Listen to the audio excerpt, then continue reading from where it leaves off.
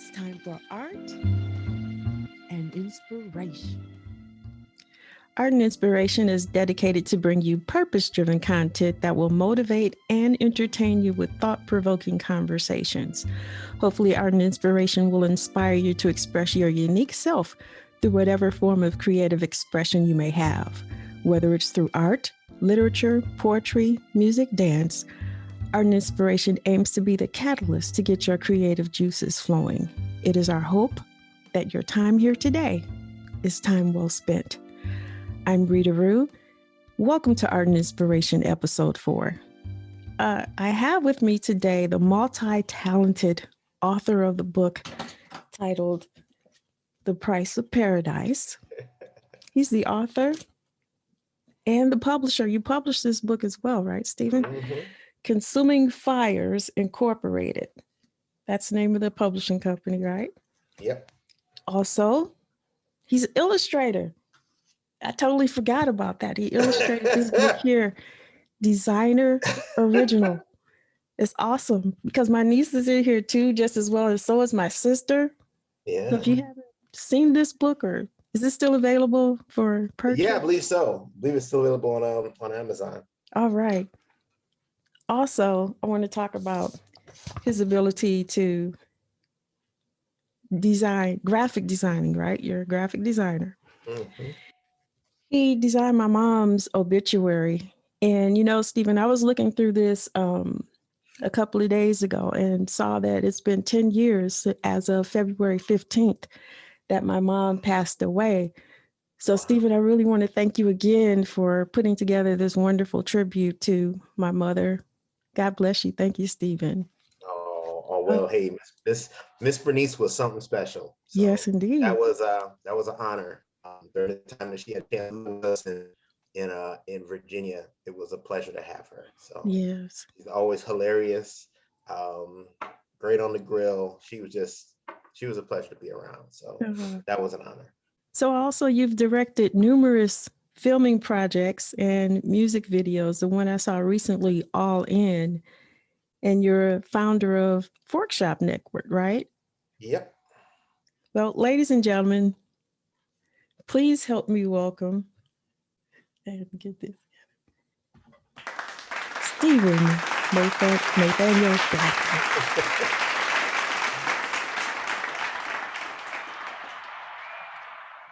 Stephen, how are you today?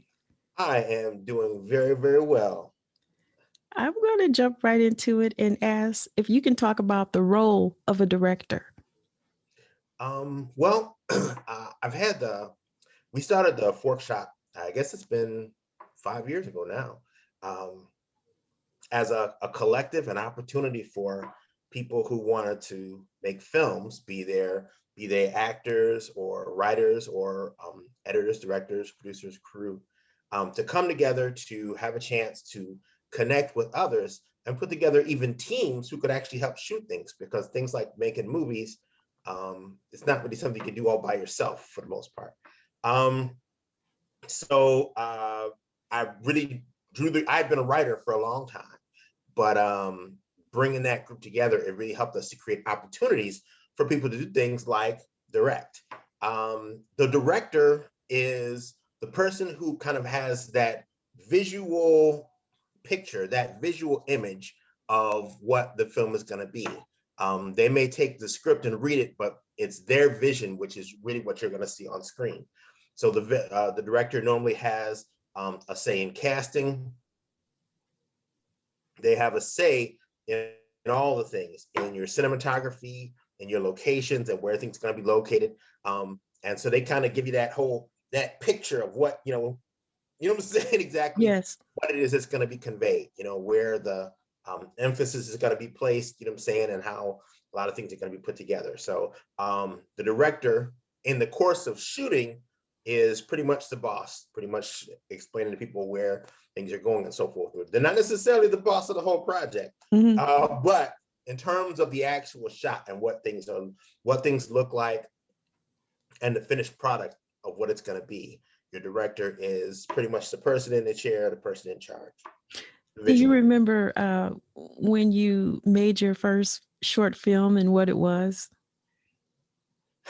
My first short film was called The Babysitter. We I remember that one. yes, we had our Phenomenal. first camera, and because at the time I did not trust that I knew enough people who could show up on time and be there and be reliable in order to make a film. So we said, me and my two daughters are going to make a film, and uh, Symphony, our Hmm. oldest, portrayed a babysitter who was just showing up to watch this child. And our youngest, Miss Harmony, portrayed the child from hell. Uh, they both did a fantastic job Yes, they did. as we set up our house, and over the course of 3 weeks, shot a short film that was an a lot of fun and a big learning experience. So it was for anybody who's interested in getting involved in arts, practice, try stuff, get out there and just go do it. And that's what we did. We said, we're just going to do it. We wrote us up a little script, and the girls, they did a fantastic job. I loved watching that too. It was excellent. Have you ever started a project and had to drop it? Well, I've started writing some things that it was lost the fervor for in the midst of it. In the midst of our Forkshot, there's been a couple of times where we, because with the Forkshot, what we do is that every 2 weeks we would come together, and on a Thursday evening, and we would shoot a short film. We, put the casting, the acting, practice, shoot it, set up lights and, audio and all that, kind of shoot it. There have been a few times, because the Forkshop is more of a school than anything else, there's been a few times when there were kind of issues with things where we weren't able to fully get it edited at the place, where it's really, really good to share. Mm-hmm. But for the most part, if we start a project, we really make it a point to finish it, because when I first started entering into this arena, I met some people who had spent time working on other people's films, spent a large amount of time, and never got a chance to see it. And that really, really kind of disturbed me. I was like, it's one thing for you to ask somebody to kind of volunteer their time, Mm-hmm. but then to not let them see even anything out of it, it really, really frustrated me. So we really try to make it a point not to do that. Wow. So you're talking about, we did mention the Forkshop earlier. I was going to ask you how that even came about. What made you uh, start the Forkshop, Nick? What? Well, back in I had shot a few short films myself, Mm-hmm. and then back when I lived in Virginia, a friend of mine had mentioned this thing called the 48-hour film project, Mm-hmm. and he said that within 2 days, on a Friday evening, you are given the name of a character, the occupation, a line of dialogue, and a prop on Friday evening at 7 o'clock. And your team between Friday at 7 and Sunday at 7:30 has to write a script, plan it, shoot it, act it, edit it, score it, all of that, and produce a finished movie by 7 o'clock, or by Sunday evening at 7 o'clock. And it sounded insane to me, but it also sounded like a lot of fun. But he told me that back in Virginia, and I didn't get a chance to participate in one until we came down here to Atlanta. But once we did, I participated in one of those, and it seemed like a lot of fun. I mean, it was not seem like, it was just a lot of fun. But I was on somebody else's team. But then I was thinking, I was like, it would be kind of cool to form my own team to do one, to really start directing, to get into really leading these projects, because I got some, plans. And I was on the website meetup.com, and I had joined something called the Atlanta Independent Filmmakers Meetup. And maybe a few months after we had participated in that 40-hour film project, the person who was overseeing that group decided they didn't want to do it anymore. Hmm. So the little notification said, hey, this person is quitting. Would anybody like to take this over, or it's going to shut down? And I just kind of felt that little nudge on the inside that says, yeah, you should try that. So I paid a little fee and took it over. And at the time, it had 345 people in it. Mm. who had signed up online Wow. to be a part of it. And once I took it over, people just started joining. People started coming from out of the woodwork, and they were just, I wasn't really advertising or anything like that, but other people who were coming to this area who wanted to be involved in film. And so we signed up to make a team for the 48-hour film project for that coming year, and people started joining, and the numbers started coming, and now we have a little over 3,200 people who are connected to our Forkshot. People who just came out because they wanted to get involved in film and wanted an opportunity to, to try it, you know what I'm saying? To meet some other people interested and to connect. So it's been a blessing. So is it difficult to find a location to house this, the project where you guys get together and, create? How do you come up with spaces to? Well, we were kind of blessed, to be honest, in that maybe not even quite a year into what we were doing, we had one of the people who had come out to join, who wanted to be a part of, just wanted to get involved in filmmaking, saw what we were doing in the events. And this guy, he happened to own a shopping center, which included an event hall.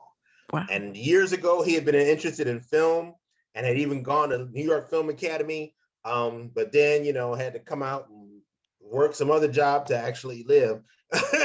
Yeah. And he had done pretty well for himself, but he was still interested and wanted to get back into film.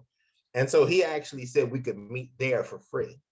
Wow. And for a period of time, we were actually able to meet there, and it gave us an opportunity to let the Forkshot be free for everyone. So there was no cost. You could come out, you could participate, you could act. If you learned a little bit, you could direct, you could edit, you could, learn all kinds of parts of filmmaking. Since COVID, some things have changed. So actually right now we're looking for a new location. But And that it was was my it next was a great blessing. question. That was my next question. How has the pandemic affected the ability of the Forkshot Network to continue to operate, Well, I will tell you, it hurt. It hurt Yeah. because one of the differences between, there's a lot of people right now who are offering video training, film training online. You can watch this video, you can watch that video. There's all kinds of YouTube videos. But one of the kind of really kind of cool things about what our Forkshop does is that it's not just you sitting alone at home with your computer. You come out, there's a group of us, 15 or 20 or 30, who are shooting a project that night. So you get to see it. You get to put your hands on the camera. You get to, tilt, and you get to see how the lights affect, what's going on. You get to really participate, and you get to make friends. You get to form relationships. Right now, one of the things I'm most excited about is the fact that even though when COVID came about, because we were meeting in not a very large space, we had to shut everything down for a while. But one of the things I really love about the group is that many different little filming groups and communities have even been formed and relationships started and people partnerships because of people who met at the Forkshot. And I really appreciate that. So I get to hear stories of, Bob and Tom are all filming this, and Kathy just got a gig on such and such and whatever. So I get to hear a lot of the stories of, what people are still doing. So we're kind of getting ready now to gear it up to get things relaunched and back out there. But COVID was kind of a monster because you got to be safe. And because we had the benefit of having our events indoors. So, you have access to chairs and, video where you can show people things, and you can show video clips and bathrooms, all that kind of stuff. But the space wasn't huge. So we definitely had to kind of shut down to keep everything safe. But hopefully here, all that stuff will be behind us soon. So we talked about the role of a director. Can you explain to me what the role of a producer is? What's the difference between the two? Well, luckily, I have had the opportunity to be a producer. The producer is really the person who puts everything together. They're the person who makes sure that all the pieces are in place. They're the person who makes sure that, everybody's kind of doing their job. Oftentimes, a producer is a person who goes and finds the money. Oftentimes the producer, that's kind of the person who puts together the project from nothing. Although sometimes you will have writer directors or writer director producers. Yeah, your producer is the person who not only has to put the project together, make sure everything is in place in order for everything to happen, the producer is also the person who fixes problems. So all of a sudden, you guys don't have this kind of insurance. Well, the producer is, he got to go find that kind of insurance. Or all of a sudden, our makeup person just decided to drop out 2 days before the event. Well, you better go find, you better go find, you know what I'm saying, somebody to replace that. So they are the problem solver. But yeah, they assemble and bring everything together. Wow, So I never the director gets realized the it. opportunity to focus on what the final project is going to look like, but the producer is the one whom, when the actor has decided, but I miss my grandma, I don't want to shoot today. The producer is the one who's probably in there like, yeah, your grandma was a really special lady and she would want you to come get on the set. You know what I'm saying? Because this is costing this much money per minute. Wow. Yeah, let's put that love of granny into the performance. Yeah, The producer is your problem solver. Wow. That's awesome. Yeah. Interesting too. Which role do you enjoy better, being a director or a producer?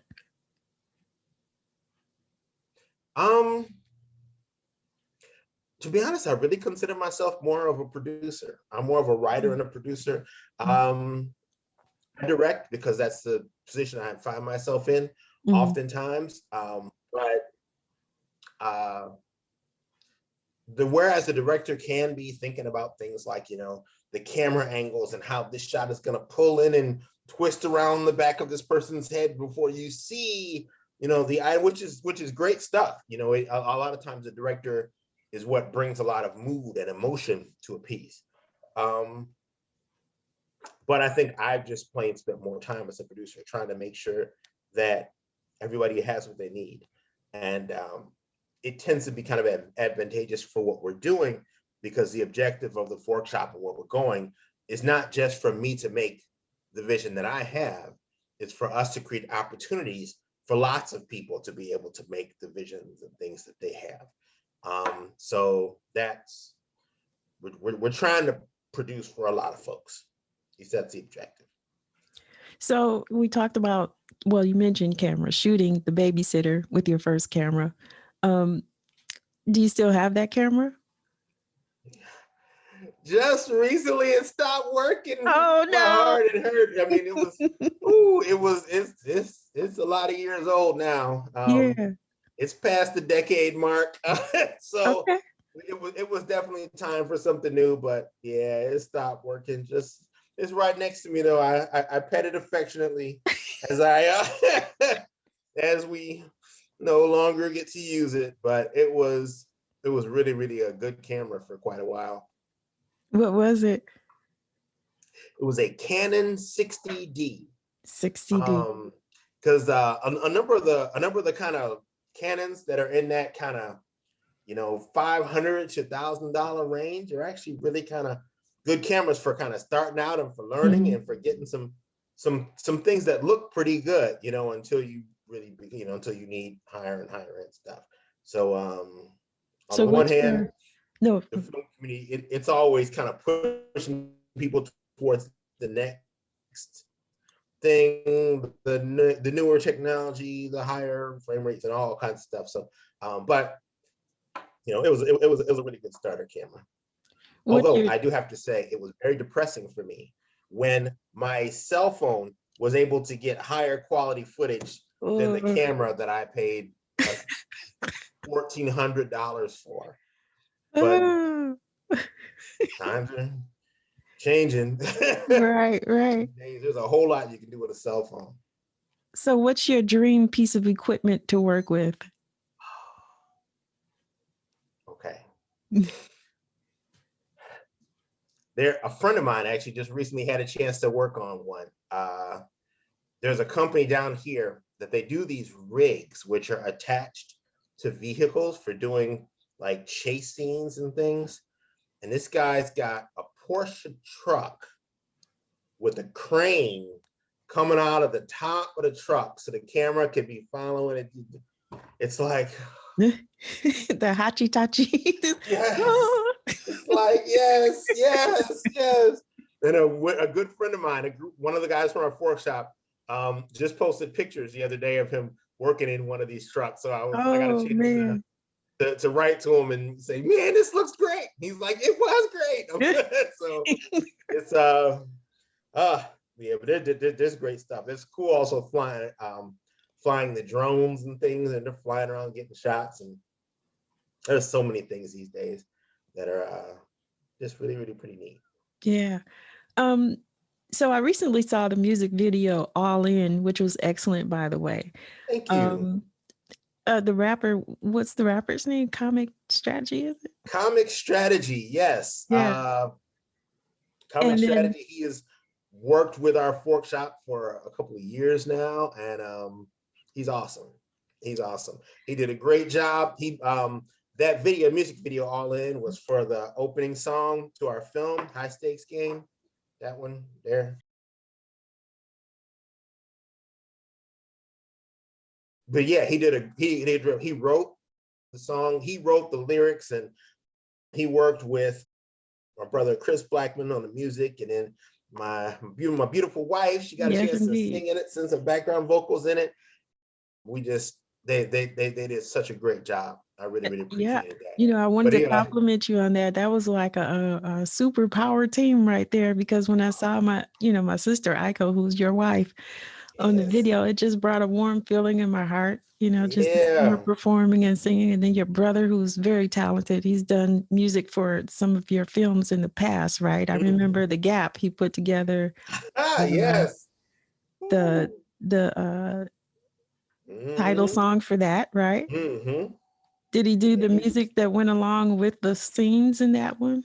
yeah, actually, yeah, he did. Because yeah, he wrote all the music, whatever that was in The Gap, and he actually also scored the music in High Stakes in the film. Okay. But yeah, I was really, really excited to have a chance to have my baby sing for Yeah, All In. She did a fantastic she job. sure did. I really love that. And in the video, I love it in the video too. So now, is High Stakes available for sale for those who want to support your projects and efforts? I appreciate that. Not quite yet. The Okay. cool thing about High Stakes is that um, it's a full-length feature film, but what we did was we set up the Forkshop, and what we're doing, it's always been about providing opportunities and trying to create bigger and bigger opportunities for people. And so we've been working towards transitioning from just people having a chance to learn towards people having a chance to work on paid projects, budgeted projects, films and TV shows, and the stuff you see on Netflix and Netflix and Hulu and Disney Plus. And so High Stakes was, as a group, kind of our first feature film, but it sets up a television series. And so what we've been doing is, although it's in the film festival circuit and it's doing pretty well there, but also we are trying to, we're working now to pursue a deal to get the television series made. And Oh, unfortunately, until we secure that, or decide to go a different direction, we can't release it, because a lot of these types of deals, it would affect the deal whether we've released it or not.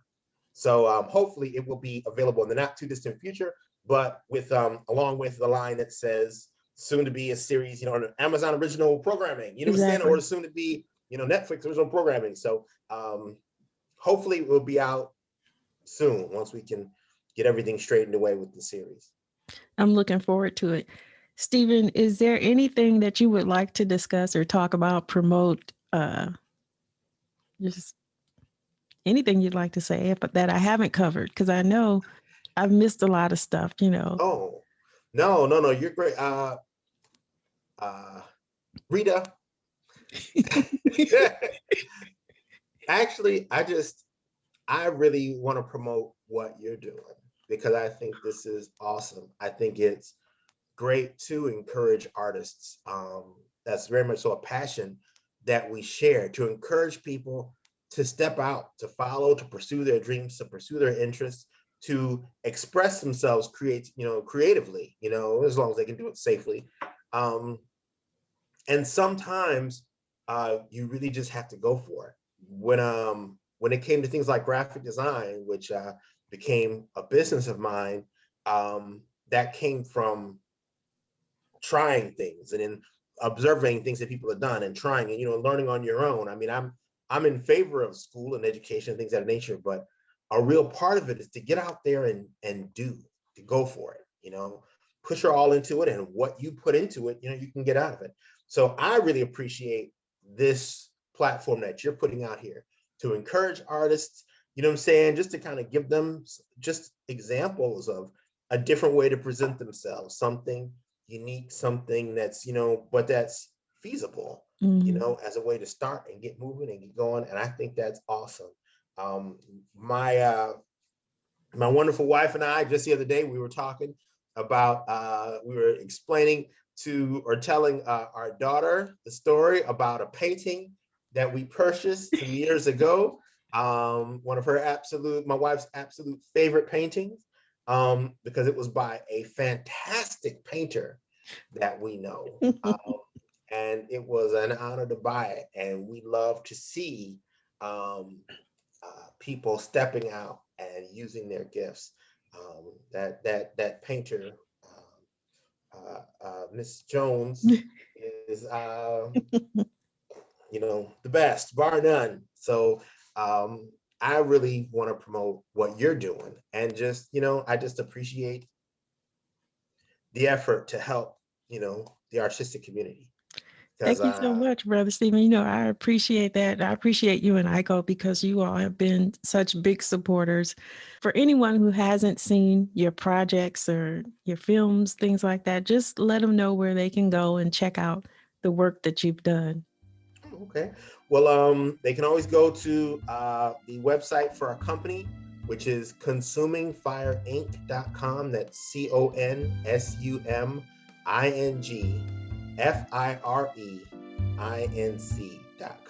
consumingfireinc.com. Or if you want to hear more about the Forkshot, our filmmakers collective, our filmmakers workshop, that is at theforkshop.com. TheForkshop.com. That's filmmakers workshop. So and we always happy to share. Thank you, Brother Stephen, for your time. I appreciate you. Thank you, sister. It has been my pleasure. This has been Rita Rue of Art and Inspiration, episode 4, and Stephen Nathaniel Blackmon. Thank you for tuning in. Until next time, bye for now.